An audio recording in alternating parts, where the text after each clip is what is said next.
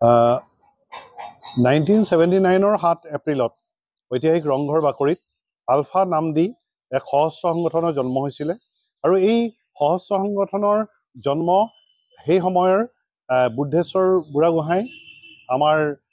যিকেইজন ভূপেন বৰগোহাঁই আমাৰ আগৰ প্ৰাক্তন ভদ্ৰেশ্বৰ বুঢ়াগোহাঁই ভূপেন বুঢ়াগোহাঁই আৰু বুদ্ধেশ্বৰ গগৈ এই আৰু চন্দ্ৰ আৰন্ধা ছাৰ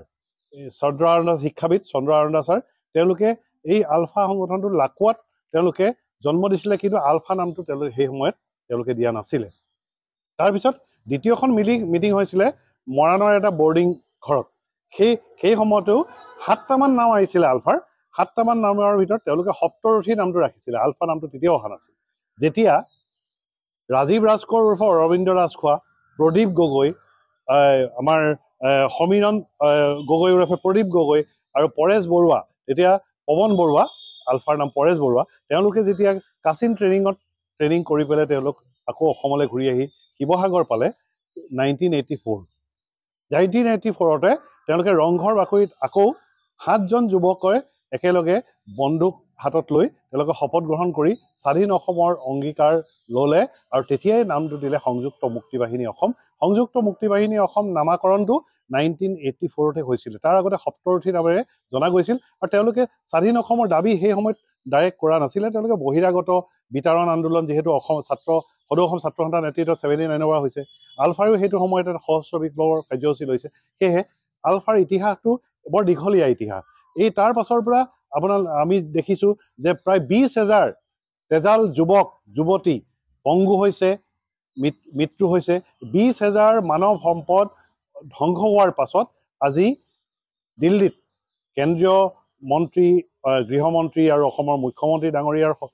হস্তক্ষেপত এখন শান্তি চুক্তি স্বাক্ষৰিত হ'বলৈ গৈ আছে আমি আশাবাদী কিন্তু আমি এটা কথা ক'ব বিচাৰোঁ যে আলফাৰ মূল কোৰ দাবী আছিলে সাৰ্বভৌমত্ব যিহেতু সাৰ্বভৌমত্বক লৈহে অসমৰ স্বাধীন অসমক লৈহে তেওঁলোকে আন্দোলন কৰিছিলে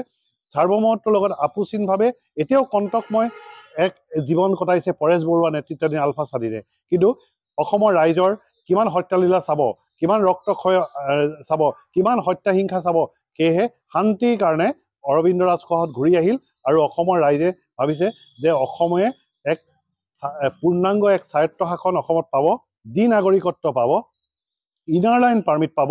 অসমৰ সম্পদৰ ওপৰত নাগালেণ্ডে যেনেকৈ অসমৰ সম্পদৰ ওপৰত নিজৰ অধিকাৰ পাইছে তেনেকৈ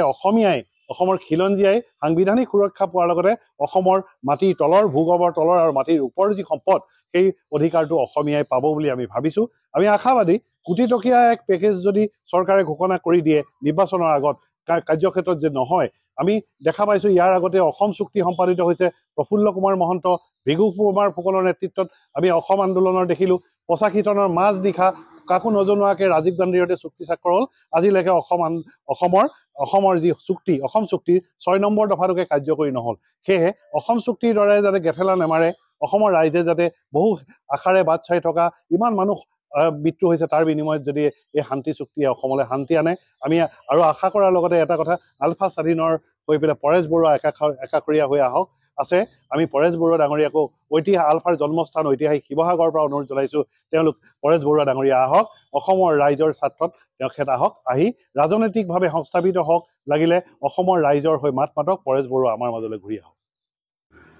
এজন অসমীয়া হিচাপে চৰকাৰৰ আৰু যি চুক্তি আজি হ'ব তাৰ পৰা অসমীয়া হিচাপে অসমৰ ভাল হ'ব বুলি মই ভাবিছোঁ কাৰণ এই চুক্তিখনত অসমৰ সামাজিক উন্নতিৰ কাৰণে আৰু আমাৰ যিটো ডেম'গ্ৰাফিক থ্ৰেট আছে ডেম'গ্ৰাফিটোৰ ওপৰত আমাৰ অসমীয়া খিলঞ্জীয়া মানুহখিনি সংখ্যালঘু হৈ যাম বুলি তাৰ প্ৰটেকশ্যনৰ কাৰণে যিখিনি ব্যৱস্থা ল'ব সেইখিনি অসমৰ কাৰণে ভাল হ'ব কিন্তু তাৰ দ্বিতীয় যিটো ফেজ আহিব যে ইমপ্লিমেণ্টেশ্যন আগৰ অসম আন্দোলনৰ সময়ত আমি কলেজীয়া ল'ৰা আছিলোঁ আমি আন্দোলনত জড়িত হৈ আছিলোঁ চুক্তি হৈছিলে ভুলে শুদ্ধ আমি বহুত আশা কৰিছিলোঁ যে ইয়াৰ চুক্তি মানে ৰূপায়ণ হ'ব এতিয়া দুটা পক্ষ থাকে চুক্তিত এটা হৈছে কেন্দ্ৰীয় চৰকাৰ আৰু এটা হৈছে চুক্তি স্বাক্ষৰকাৰী জাতীয়তাবাদী সংগঠন তাৰপিছত যদি চুক্তি স্বাক্ষৰকাৰী জাতীয়তাবাদী সংগঠনে 30 বছৰ 40 বছৰ দ্বিপাক্ষিক আলোচনা কৰি থাকে দিল্লীলৈ গৈ থাকে আৰু ইয়াত আহি পেলাই ক'ব যে চৰকাৰৰ সদিচ্ছা নাই তেতিয়াহ'লে তেনেকুৱা চুক্তি স্বাক্ষৰকাৰী হ'ব নালাগে চুক্তি স্বাক্ষৰকাৰী হ'বলৈ হ'লে এই আগৰ যিখন চুক্তি হ'ল তাৰ যিটো আমাৰ জাতীয়তাবাদী পক্ষটো তেনেকুৱা দুৰ্বল হ'লে নহ'ব সবল হ'ব লাগিব আৰু ইমপ্লিমেণ্ট কৰি দেখুৱাব পাৰিব লাগিব চিন্তা চৰ্চা আলফা আৰু অসমীয়া ৰাইজক লৈ আমি সদায় আশা কৰিছিলোঁ আলফা যেতিয়া সৃষ্টি হ'ল তেতিয়া আমি আশা কৰিছিলোঁ ইমানখিনি কথা আমি সিমানকৈ অনুভৱ কৰাই নাছিলোঁ। তেতিয়া ভাবিছিলোঁ আলফা নতুনকৈ এটা আমাক সুৰক্ষা দিয়াৰ এটা অসমীয়া জাতিক সুৰক্ষা দিয়াৰ এটা দলৰ সৃষ্টি হৈছে। আমাৰ অসমীয়া জাতিয়ে সকলো দিশৰ পৰা ৰাজনৈতিক, অৰ্থনৈতিক, সামাজিক, সাংস্কৃতিক সকলো দিশৰ পৰা সুৰক্ষা লাভ কৰিব।